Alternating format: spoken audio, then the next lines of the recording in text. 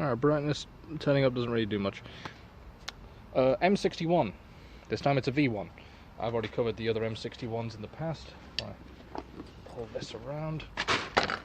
Just drop Mark 6 lag. No. Or, mild importance. It's also a large. Pull this off, you got your normal bag. Couldn't tell you what went with this originally because I've only got the one and I'm sure we've seen it all a few times. V3 and the V2. I've even brought out an original M9 for this visual.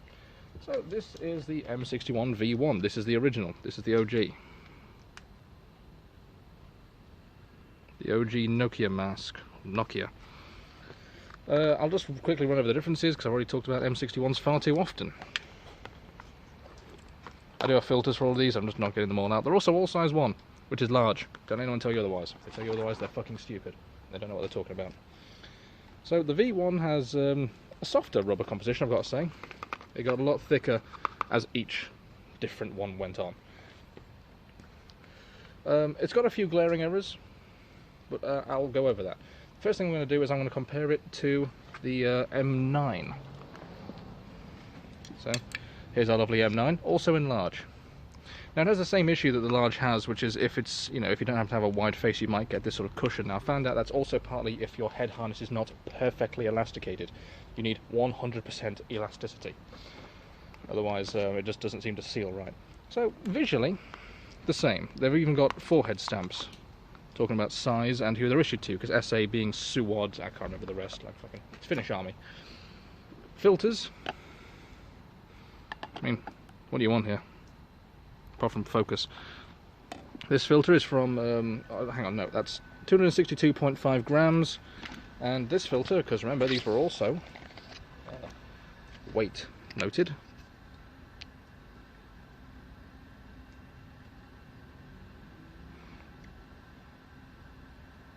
Where's the grammage? 244. Sword 61, 1977. Oh, hang on, no, made in 1964. And, I mean, I don't know what the 77 is then.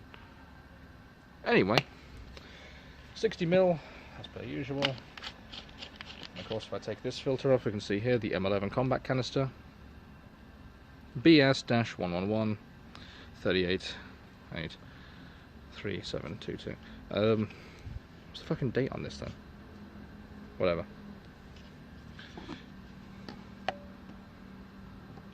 This one's the M9.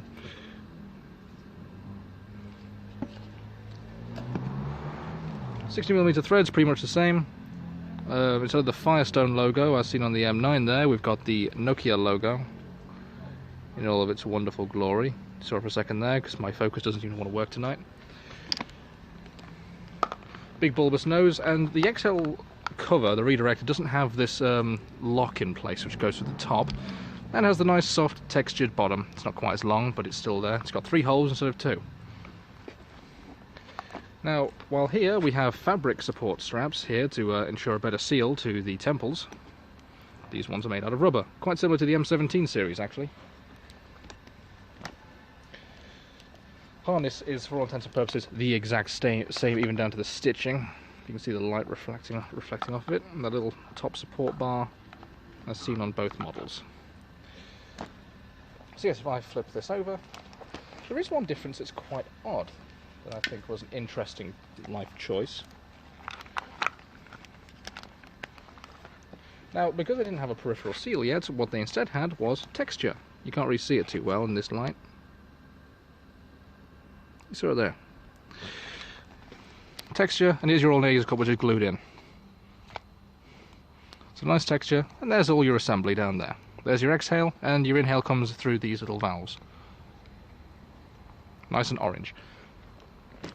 On this, once again, it's nearly directly the same. That is metal, isn't it?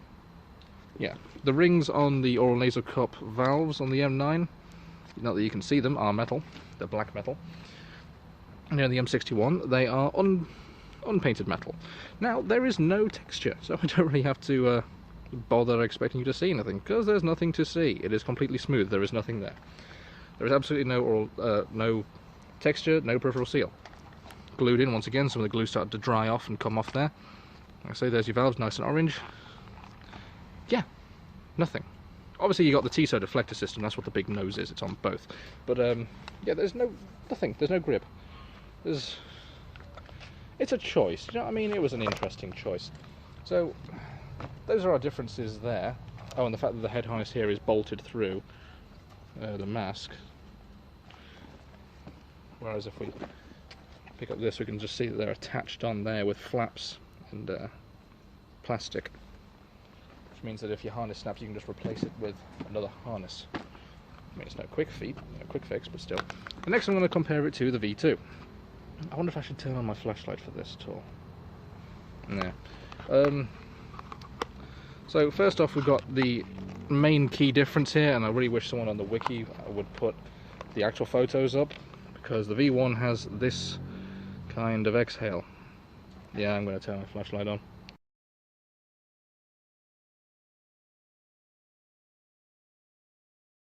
Alright, there you go. So, exhale differences is that the V2 is shrouded, whereas this, of course, is just a long boy. Quite similar to the Yugo M1 as well, and of course directly copied of the M9. They got rid of the SA on the forehead, now it's just the 1. And nothing on this, on the V1, but on the V2 you've got the tower defense logo. And oddly enough on this one there's still a rather faded Nokia symbol. But that's not of much interest. You may also notice that they got rid of the support, because I guess they felt they didn't need it. This particular one, there's no date stamp on this V1 by the way, but the date stamp on the V2 is here on the side, if I remember correctly. 7078, so what was it, 1978? I forget.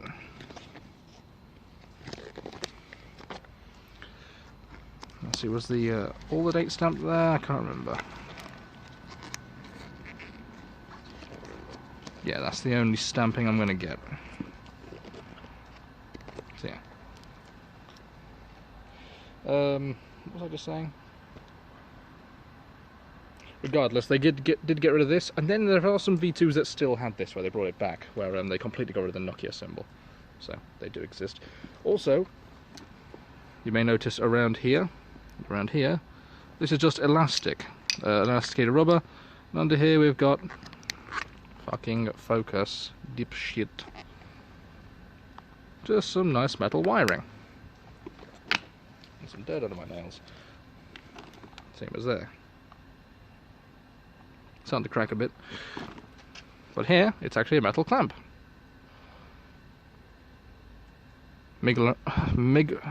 Ligarex Swiss made. Okay. Yeah. Now they actually have an exposed clamp. Enjoy the breath. Now, also metallic paint on the lenses, whereas they were just dull grey on the V1. Of course, again, the rubber got thicker. If I flip the harness over the front, and flip the harness over the front again, we'll see our main differences. So now this time around they've actually got a peripheral seal. Already an improvement over like the M9 and the M1. This is still glued in, but the glue is less obnoxious this time around, and the glue is much further down because they felt like they didn't need to glue down here. Now the inlet valves are plastic this time around, the little holder. Yeah, like I say, nice little peripheral seal. Everything's wonderful about this. There's nothing wrong with the V2. It's perfectly fine. The harness I think got changed a little bit. Like in colour scheme, it started to get a bit more purple, and it'll go more purple as time goes on. Like I say, there's your V1. A bit different, and I can see that I need to clean under that particular bit of lens. I'm not sure if I want to take the lens off though. And then of course we've got the V3, which has an even thicker rubber tower defense symbol, and they put this nice little speech diaphragm on it. No Nokia symbol there, and of course the supports are back. There's not much I can say about this. Harness went a lot more purple this time around.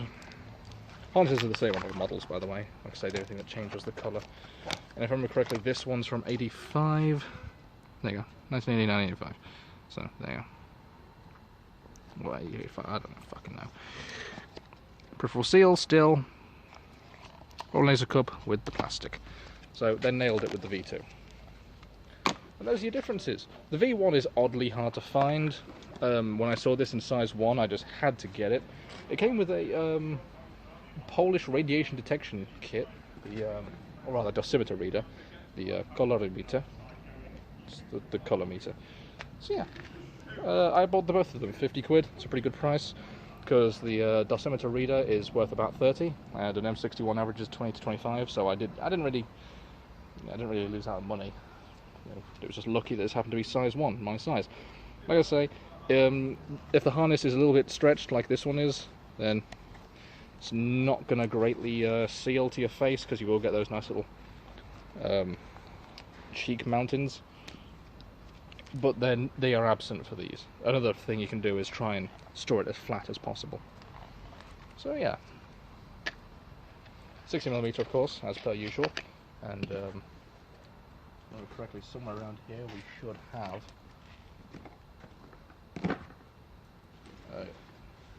I did bring it out, didn't I?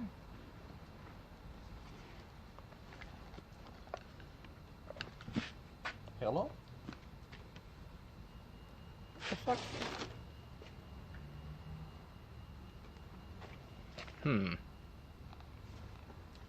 60mm adapter, which is also made by Finland.